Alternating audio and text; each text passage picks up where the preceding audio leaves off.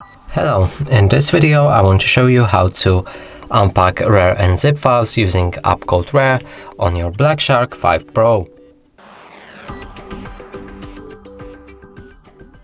So in order to do this, first let's open the RAR app, and you can learn how to get it in our other video. Now locate the files that you want to unpack, and in my case it's in DCIM and then camera. Here's a camera.rar. Now let's click on it. If it's not protected by any password, we'll get an instant access to all files. If it's encrypted, you will need to enter the password first.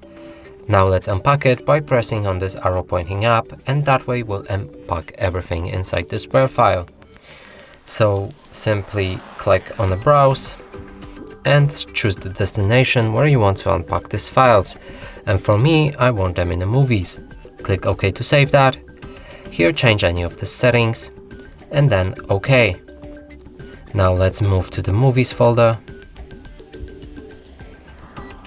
And here's the 3 pictures that we've just unpacked. And that's it for this video. Hope you like it. Please consider subscribing to our channel, leave a like and a comment below.